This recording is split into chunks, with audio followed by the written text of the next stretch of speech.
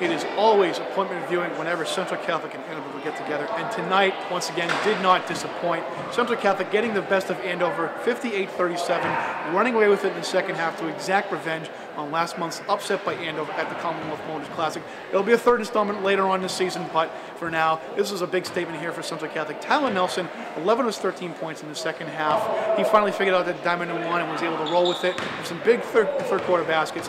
Nick Cambio and Aaron Hall were big down low as Central Catholic out-rebounded Andover 36-16. Lots to talk about here. Let's go to the highlights. First half here, this will be a recurring theme throughout the half. Talon Nelson struggling to get open. Fazio employed a diamond and one. Not the first time he's seen that, obviously, but still having some struggles here as he tries to get open in the first half. Nick Cambio, look at this beautiful 18-footer, silky smooth. I think it's 17-13 at the buzzer to end the first quarter. Second quarter, a lot of good entry passes, a lot of good high-low ball movement. And then the next trip down, Santos makes it 25-17 with his three-pointer from the right wing. And in the third quarter, Nelson came alive.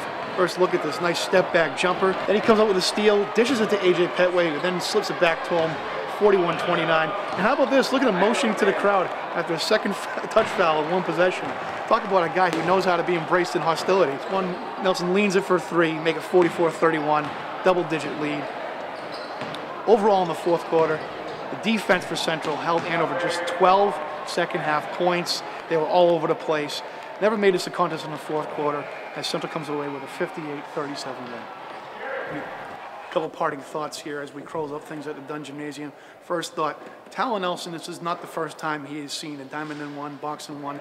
Remember over Christmas break at the shooting touch shootout, he faced a box and one from St. Anthony, which is a big compliment considering St. Anthony and what a program they are. And then saw it again the next night against Andover in the upset loss to Commonwealth Motors Classic. The difference this year with Talon Nelson, he's figuring a way to get through, find a way to make himself valuable in more ways than one. He really is a competitor. He really has improved a lot, and that's why I think right now he's on the short list for the Mr. Basketball Award at mid-season point. Second final thought, you really have to respect the rebounding ability of Central Catholic. Their size took over. Andrew's got some very aggressive players. Their guards rebound, Dave Garibaldi, Connor Marinders, and they're all aggressive players. Fazio always gets the most out of these guys, but the size just took over for Central. And, it really proved to me tonight that, when these guys are in hostile grounds and when the feet are set to the fire, they can really come alive. I mean, Aaron Hall and Nick Cambio really controlled things pretty nicely down there in the post. I also really like the fans here tonight. Always a special atmosphere here. Always have to get here 2 hours before a game just to get a seat. And boy, did the fans really bring it tonight. A lot of creative signs, a lot of creative chants. These are two of the best fan sections in the state every year, and they proved again tonight why. And then finally, I thought it was a really nice touch in the JV game here in the final minute. Michael Briggs for Andover gets into the game. He scores a jump shot. I understand he's a pretty decent shooter. Gets a jump shot, the place goes nuts. A really touching way to get a kid involved.